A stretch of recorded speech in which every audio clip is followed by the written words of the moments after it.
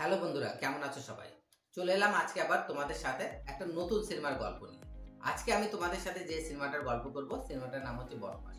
বনমাস সিনেমাটাতে অভিনয় করেছে নানা পাটেকর এবং উৎকর্ষ শর্মা। তো চলো সময় নষ্ট না করি, আগে আমরা সিনেমার গল্পটা নিয়ে একটু আলোচনা করি, তারপরে সিনেমাটা নিয়ে আমাদের নিজস্ব মতামত ব্যক্ত করব। তো সিনেমার মূল কেন্দ্রবিন্দুতে রয়েছে দীপক ত্যাগী নামে একজন বয়স্ক ভদ্রলোক, যে চরিত্রে অভিনয় করেছে নানা পাটেকর। নানা পাটেকর তার 3 ছেলে এবং ছেলের বউ নিয়ে বাস করে বিমলা সদনে।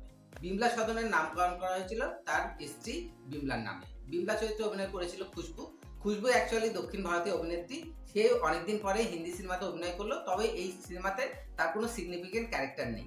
তাকে আমরা শুধু দীপক ত্যাগের স্মৃতিতেই দেখতে পাবো। সিনেমার গল্প যখন শুরু হচ্ছে তখন আমরা দেখতে পাচ্ছি দীপক ত্যাগের 3 ছেলে এবং ছেলের বউয়েরা মিলে তাকে বেনারসে নিয়ে যাচ্ছে কি জন্য? তার জন্মদিন সেলিব্রেট করার জন্য। এটা অবশ্য পূর্ব পরিকল্পিত। তো পূর্ব পরিকল্পনা কি ছিল সেটা আমরা একটু পরে জানতে পারবো।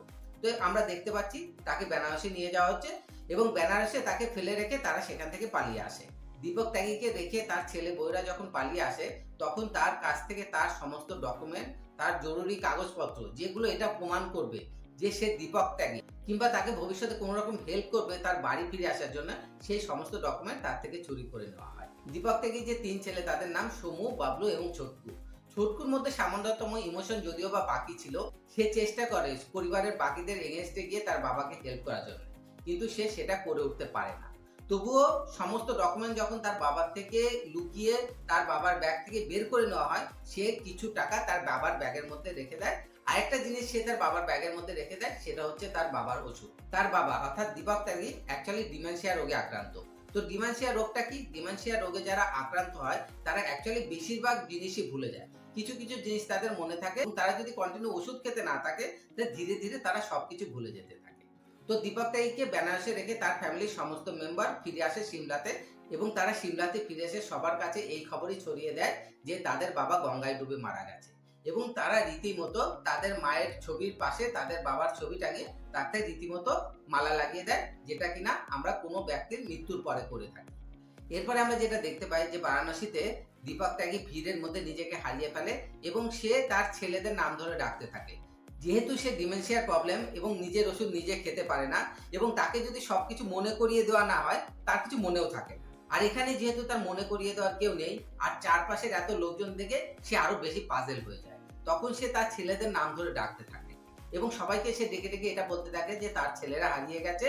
তার ছেলেদের বয়স 11 বছর, 9 বছর এবং 7 বছর। এটা কিনা ছোটবেলায় একবার তার সাথে হয়েছিল মেলাতেই, যে তার ছেলেরা একবার হারিয়ে গেছিল এবং তখন তার ছেলেদের বয়স সেটাই ছিল। এই ইনসিডেন্টটা তার মনে আছে এবং তার প্রাপ্তবয়স্ক ছেলে এবং ছেলের বউরা যে হারিয়ে গেছে এটা সে মনে করতে পারছে না। এরকম অবস্থায় দীপক ত্যাগী যখন হন্য হয়ে বারাণসীর মেলার মধ্যে ঘুরে বেড়াচ্ছে তখন তার সাথে দেখা হয় বীরু নামে একটা ছেলে।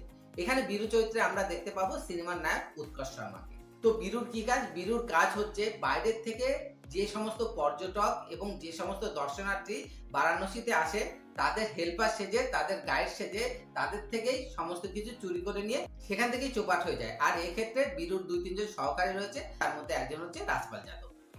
তো বীরু যখন মেলার মধ্যে মাইক হাতে ভলেন্টিয়ার সেজে সবাইকে হেল্প করার চেষ্টা করছে, তো সাদাসিধে মনে দীপক ত্যাগী তার কাছে আসে এবং বলে যে তার ছেলেরা হারিয়ে গেছে।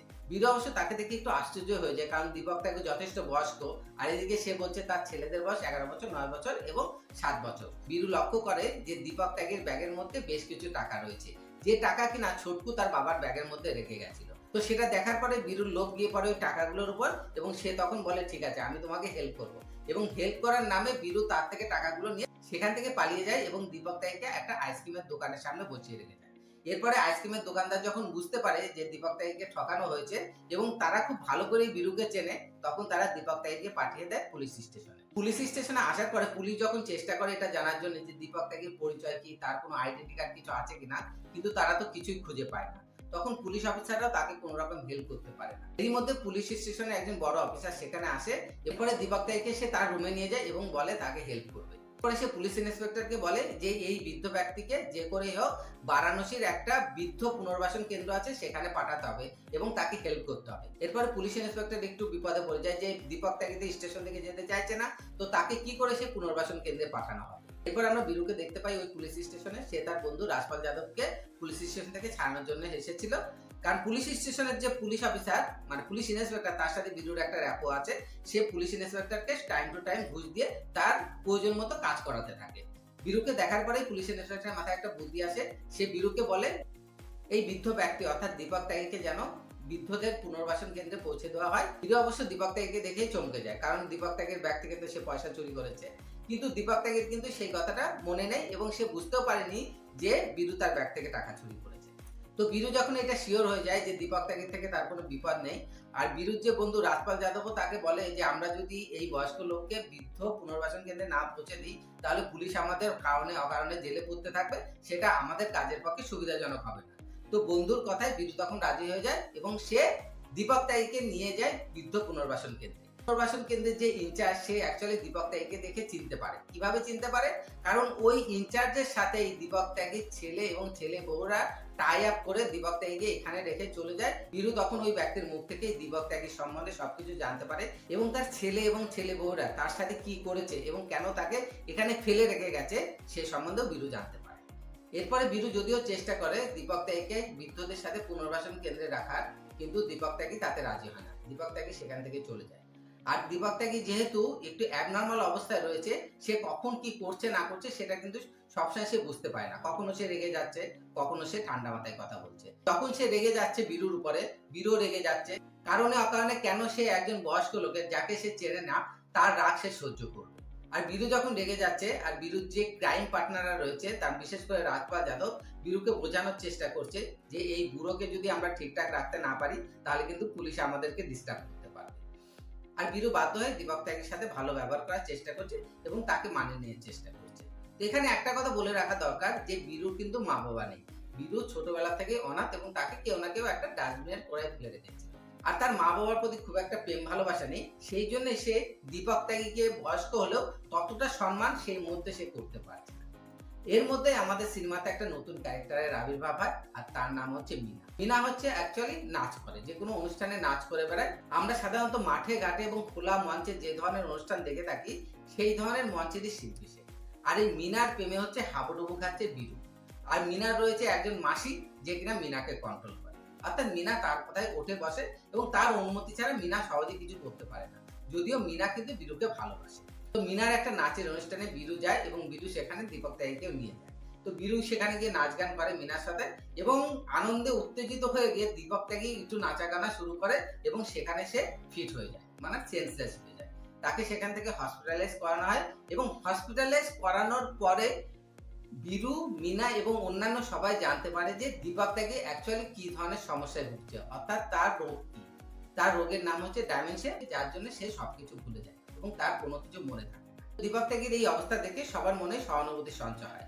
বিরু এবং বাকি সবাই কিন্তু দীপক ত্যাগীর নাম জানা না থাকলেও তাকে বাবা বলে ডাকে। তো এখানে আমরা যেটা দেখতে পাই মিনু, মিনুর মাসি এবং বিরুর সমস্ত বন্ধু বান্ধবের সবার মনে দীপক ত্যাগীর মধ্যে একটা সিম্প্যাথি জেগে উঠেছে এবং তারা সবাই চায় যে দীপক ত্যাগী যেন সেফ এবং সিকিউর তার বাসস্থানে ফিরে যেতে পারে।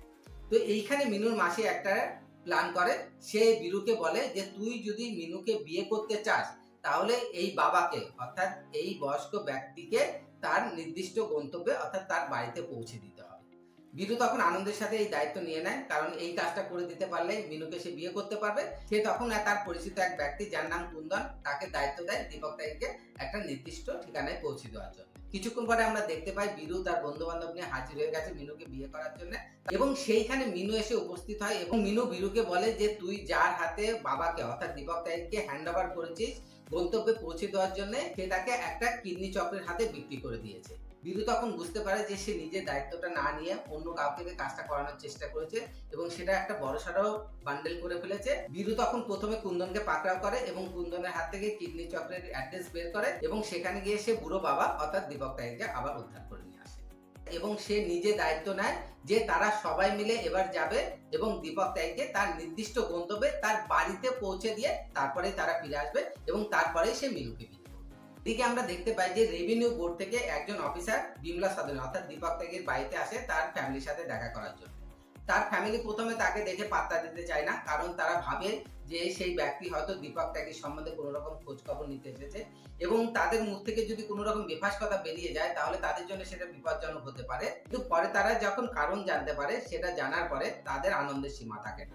রেভিনিউ বোর্ডের ওই অফিসার তখন জানায় যে দীপক ত্যাগীর যে বাবা ছিল সে তার নামে একটা জমি রেখে গেছিল এবং সেই জমিতে এখন এয়ারপোর্ট হবে এবং সেই জমিটা সরকার কিনে নেবে, যার জন্য সরকার জমির মূল্য নির্ধারণ করেছে 40 কোটি টাকা। সেই টাকাটা দীপক ত্যাগী পাবে এবং দীপক ত্যাগীর অনুপস্থিতিতে তার ফ্যামিলি পাবে। এই কথা শোনার পরে দীপক ত্যাগীর ছেলে এবং তার বউয়েরা খুবই আনন্দিত হয় এবং ওই ব্যক্তি যাওয়ার সময় শুধুমাত্র এটা বলে যায় যে এই টাকা যদি দীপক ত্যাগীর অনুপস্থিতিতে তোমাদেরকে ক্লেম করতে হয় তাহলে অবশ্যই দীপক ত্যাগীর ডেথ সার্টিফিকেট লাগবে। ওই ব্যক্তি চলে যাওয়ার পরে ত্যাগীর ছেলে এবং তার বউয়েরা এটা প্ল্যান করতে থাকে যে এখন কি করা হবে। তার ছোট ছেলে কিন্তু এটা প্রপোজ করে যে আমরা এই বাড়িটা যেটা দাম কিনা 10 কোটি টাকা সেটা পাওয়ার জন্য বাবাকে বারাণসীতে রেখে এসেছি। তো আমরা যখন এখন 40 কোটি টাকা পাচ্ছি এবং প্রত্যেকেই নিজেদের ভাগের মধ্যে একটা ভালো অ্যামাউন্ট পাবো, তো আমরা বাবাকে ফিরে আনি এবং আগের মতোই একসাথে বসবাস করি বাবাকে নিয়ে। কিন্তু টাকার ভাগ কে বেশি পাবে এই নিয়ে ভাই এবং ভাইয়ের বউদের মধ্যে গন্ডগোল শুরু হয়ে যায়। সব শেষে যে বড় ভাই সে প্রস্তাব দেয়, সে বলে আমরা বারাণসীতে যাব এবং বারাণসী থেকে ফিরেও আসবো, তবে বাবাকে নিয়ে নয়, বাবার ডেথ সার্টিফিকেট নিয়ে। তার ফলে কি হবে, এই বাড়ি এবং প্রাপ্ত টাকা পুরো টাকাটাই আমরা নিজেদের মধ্যে ভাগ করে নেব। তো দীপক ত্যাগের ফ্যামিলি তখন ডিসাইড করে নেয় যে তারা বারাণসীতে যাবে এবং যেহেতু দীপক ত্যাগের মৃত্যু বারাণসীতে ঘটেছে, সোকল তারা তাদের মৃত্যুর গল্পটাকে বারাণসীতে ঘটিয়েছে, তো তারা গিয়ে বারাণসী থেকে ডেথ সার্টিফিকেট কালেক্ট করে আনবে। তো কাহিনী আবার বারাণসীতে চলে আসে। এখানে আমরা দেখতে পাই বীরু, মিনার মাসি, বীরুর বন্ধু রাজপাল যাদব এবং তার টাইমের যে অন্য যে পার্টনার ছিল সবাই মিলে দীপক ত্যাগীকে নিয়ে সিমলার উদ্দেশ্যে রওনা দিয়েছে। সিমলার উদ্দেশ্যে কেন রওনা দিয়েছে? কারণ দীপক ত্যাগের যে ব্যাগপত্র পাওয়া গেছে সেই ব্যাগের মধ্যে একটা ডায়েরি ছিল এবং সেই ডায়েরির মধ্যে একটা লেটার ছিল। লেটারটা ছিল দীপক ত্যাগের স্ত্রী বিমলার লেখা এবং সেই লেটারটাতেই সিমলা নামক জায়গাটার উল্লেখ রয়েছে। সবাই ভাবে যে দীপক ত্যাগীকে যদি সিমলায় নিয়ে যাওয়া যায়, আয়দা সিমলাতেই তার বাসস্থান খুঁজে পাওয়া যাবে, বাসস্থান খুঁজে নাও পাওয়া যায় তাহলে অ্যাটলিস্ট কোনো না কোনো একটা ইম্পর্টেন্ট ক্লু খুঁজে পাওয়া যাবে। তো তারা সিমলার উদ্দেশ্যে রওনা দেয়। সিমলাতে তারা একটা স্ট্রং ক্লু খুঁজে পায়। অ্যাকচুয়ালি সিমলার পোস্ট অফিসে দীপক ত্যাগীর বাবা পোস্টমাস্টার ছিল এবং এখানেই তার দেখা হয়েছিল বিমলার সাথে এবং এখানেই বিমলার সাথে দীপক ত্যাগীর প্রেম এবং বিয়ে সবকিছু এখানেই হয়েছিল। এরপরে এখান থেকে তাদের ট্রান্সফার হয়ে যায়। দীপক যখন তার স্মৃতির পাতা থেকে টুকরো টুকরো কিছু স্মৃতির কথা মুখে উচ্চারণ করে, সেই সমস্ত কথাকে জোড়া লাগিয়ে তারা এগুলো উদ্ধার করতে থাকে। এরপরে তারা পোস্ট অফিসে যায়। পোস্ট অফিসে গিয়ে তারা দীপক ত্যাগীর বাবার নাম উদ্ধার করে। সেখান থেকে তারা চলে যায় রেশন অফিসে। রেশন অফিস থেকে তারা এটা খুঁজে বার করার চেষ্টা করে যে ত্যাগী ফ্যামিলি যারা এখানে ছিল তারা তাদের রেশন কার্ড চেঞ্জ করে কোন শহরে গেছে, কিন্তু সেখান থেকে তারা কোনো রকম ক্লু খুঁজে পায় না। তারা সবকিছুর পাশাপাশি এটাও খুঁজে বের করার চেষ্টা করতে থাকে যে দীপক ত্যাগী বাই প্রফেশন কি করতো, কিন্তু সেটা তারা খুঁজে পায় না।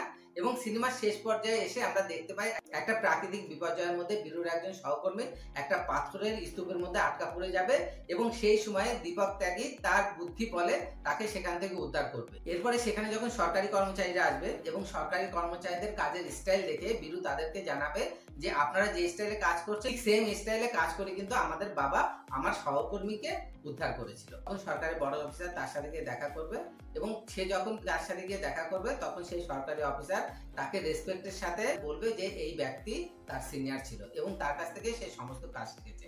এখানেই আমরা জানতে পারবো যে তার প্রফেশনাল লাইফে সরকারের প্রাকৃতিক দুর্যোগ মোকাবেলা ডিপার্টমেন্টের একজন কর্মী ছিলেন এবং সে তার কর্মজীবনে অনেক বড় বড় কাজ করেছেন। এমনকি একটা সময়ে একসাথে সে 100 জন মানুষেরও জীবন উদ্ধার করেছিলেন। এইখান থেকেই আমরা দেখতে পাই যে দীপক ত্যাগীর কিছুটা স্মরণশক্তি স্ট্রংলি ফিরে আসে এবং সে তার নাম, তার অ্যাড্রেস এবং তার বাড়ি কোথায় সেটা বলতে পারে। এখানেই আমরা জানতে পারি যে তার বাড়ি সিমলারই একটা শহরে, যে শহরটার নাম হচ্ছে ডালহৌসি। আমরা দেখতে পাই দীপক ত্যাগী, বীরু এবং অন্যান্য সবাই মিলে সেই বাড়িতে যায় এবং বাড়িতে গিয়ে সে দেখতে পায় যে তার বাড়ি বিক্রি হয়ে গেছে অন্যের হাতে। বাড়ির আশেপাশে যত প্রতিবেশী আছে তার মধ্যে একজনকেই দেখায় সব এবং তার নাম হচ্ছে মিস্টার গুপ্তা এবং যে চরিত্রে অভিনয় করেছে রাজেশ শর্মা। সে দীপক ত্যাগীকে দেখে খুবই খুশি হয় এবং সে দুঃখের সাথে জানায় যে তোমার ছেলে এবং ছেলে বউরা তোমার বিমলার নিবাস বিক্রি করে দিয়ে এখান থেকে চলে গেছে। দীপক ত্যাগী দু চোখ ভরে তার সেই বিক্রি হয়ে যাওয়া বাড়িটা দেখে এবং তারপরে সেখান থেকে চলে যায় বীরু এবং মিনা এবং তার অন্যান্য যে লোকজন ছিল তার সাথে তাদেরকে সাথে করে। এরপরে সিনেমার শেষের দিকে আমরা দেখতে পাচ্ছি যে দীপক ত্যাগীর 3 ছেলে স্টেজে দাঁড়িয়ে সরকারি ডিপার্টমেন্টের তরফ থেকে 40 কোটি টাকার চেক রিসিভ করছে তার বাবার নামে যে সম্পত্তি পাওয়া গেছিল সেই সম্পত্তির মূল্য হিসাবে। এবং সেইখানে দাঁড়িয়ে তারা বাবার নামে ইমোশনাল বক্তব্য দেওয়া শুরু করতে যাবে, ঠিক সেই মুহূর্তে দীপক ত্যাগী, বীরু, মিনা এবং অন্যান্য সবাই সেখানে এসে উপস্থিত হয়। তো তাকে দেখে সবাই তো হকচকিয়ে যায় এবং এমন একটা ভাব দেখায় যেন তাদের বাবাকে ফিরে পেয়ে তারা কত না খুশি হয়েছে এবং তারা সবাই তাদের বাবার কাছে মাপ চায়। তাদের বাবা তাদেরকে মাফ করে না, একটা বড়সড় লম্বা লেকচার দেয়।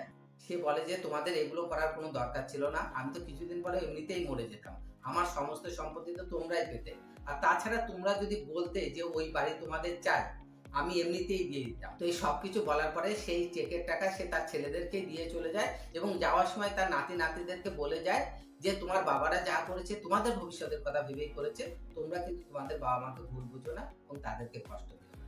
এরপরে সে বীরুকে সাথে করে সেখান থেকে চলে যায়। আর বীরুর মধ্যে এতদিনে তো একটা আমূল পরিবর্তন এসে গেছে দীপক ত্যাগীর সাথে থাকতে থাকতে। সে দীপক ত্যাগীকে নিজের বাবা বলে ভাবতে শুরু করেছে। দীপক ত্যাগীকে বলে যে তোমার ছেলেটা তুমি জীবিত থাকতে তোমার পিণ্ডদান করে দিয়েছে, আর আমি তোমার মৃত্যুর পরে তোমার মুখে আগুন দেব, আমি তোমার পিণ্ডদান করব। এই কথা শোনার পরে দীপক ত্যাগী খুবই আনন্দিত হয়। সে বীরুকে জড়িয়ে ধরে একটা অদ্ভুত হাসি কান্নার আমেজে ভেসে যায় এবং সেই মুহূর্তেই তার দেহ থেকে তার প্রাণ বেরিয়ে যায়। এরপরে আমরা দেখতে পাই মণিকার্ণিকা ঘাটে বীরু দীপক ত্যাগের কাজ করছে এবং সে তার নামে পিণ্ডদান করেছে এবং পিণ্ডদান করার সময় দীপক ত্যাগের যে ফেভারিট আইসক্রিম ভ্যানিলা আইসক্রিম, সেটা সে পিণ্ডদানের সময় দীপক ত্যাগীকে উৎসাহিত করছে এবং সে মনে মনে দীপক ত্যাগের উদ্দেশ্যে বলছে যে তুমি আমার উপর পিতৃঋণ রেখে গেছো, আমি তোমার বিমলা সাধন তোমাকে যে করেই হোক দিয়ে দেবো। এবং সিনেমা এখানে শেষ হয়ে যায়। তো বন্ধুরা, এই ছিল সিনেমার গল্প। তো চলো এবার নিজেদের মতামত ব্যক্ত করি সিনেমার যেগুলো ডিপার্টমেন্ট আমি নিজে বুঝতে পারি সেই ডিপার্টমেন্টগুলো সম্পর্কে। প্রথমত আমি বলবো সিনেমার ডিরেক্টরের কথা। সিনেমার ডিরেক্টর অনিল শর্মা এবং অনিল শর্মা একজন নামকরা ডিরেক্টর। অনিল শর্মার জীবনে বেশিরভাগই কিন্তু করেছে বড় বাজেটের সিনেমা এবং বেশিরভাগ সিনেমা সে করেছে অ্যাকশন সিনেমা। অনিল শর্মা পরিচালিত গদর এবং গদর 2 ছাড়াও আরো অনেক সিনেমা রয়েছে, তবে এই সিনেমা দুটোর কথা বলিউড হয়তো অনেকদিনই মনে রাখে। অনিল শর্মা সাধারণত ফ্যামিলি ড্রামা করে না, তবে এর আগে আমি একটা সিনেমা দেখেছিলাম, আপনি বলে একটা সিনেমা বানিয়েছিল যেখানে ধর্মেন্দ্র, সানি দেওল এবং ববি দেওল এই তিনজনই ছিল এবং সিনেমাটা মোটামুটি ভালো লেভেলের ছিল।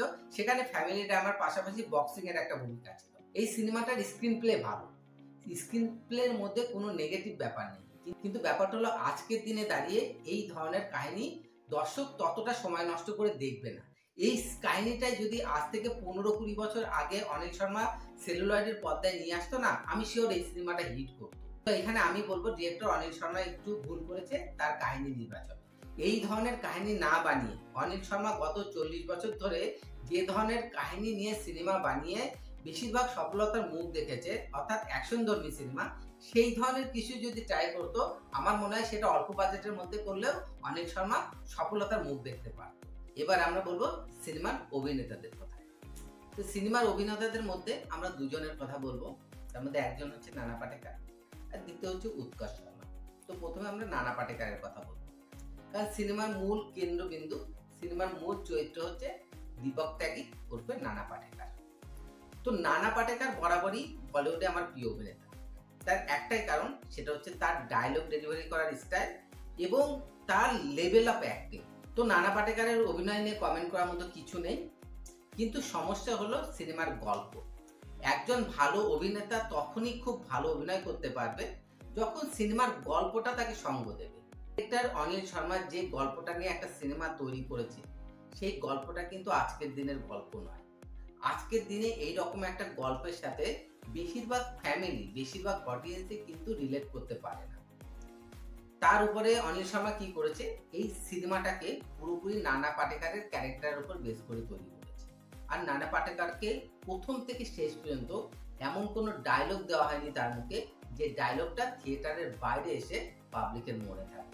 প্রথম থেকে শেষ পর্যন্ত সে ডিমেনশিয়া রোগে আক্রান্ত একজন ব্যক্তি, যে কিনা সবসময় অসংলগ্ন কথা বলে। তার কথার মিনিং বুঝতে হলে অডিয়েন্সকে খুব মনোযোগ সহকারে সিনেমাটা দেখতে হবে এবং তার সমস্ত ছোট ছোট ডায়লগকে নিজের বুদ্ধিতে সাজিয়ে ঘটনাটাকে বুঝে নিতে হবে। সিনেমা হলে যাব সিনেমা দেখতে, 2 থেকে 2.5 ঘন্টা রিল্যাক্স করতে, তার মধ্যে গিয়ে যদি আমাদেরকে নিজের বুদ্ধি খরচ করে কমপ্লেক্স সিচুয়েশনকে বোঝার চেষ্টা করতে হয়, তো সেই সিনেমা বেশিরভাগ পাবলিকই অ্যাকসেপ্ট করবে না। সেক্ষেত্রে আমি বলবো এটাও ডিরেক্টরের গল্প চুজ করার দোষ, যে সে নানা পাটেকরের মধ্যে একটা অ্যাক্টরকে, মানে একটা ডায়মন্ড অ্যাক্টরকে সে ইউজ করতে পারে। এবার আমি বলবো সিনেমার দ্বিতীয় ক্যারেক্টার উৎকর্ষ শর্মার কথা। সিনেমার কাহিনী যেভাবে লেখা হয়েছে তাতে উৎকর্ষ শর্মাকে যথেষ্ট সাপোর্ট করা হয়েছে। আর উৎকর্ষ শর্মাকে উৎকর্ষ শর্মা সম্ভবত অনিল শর্মার ছেলে।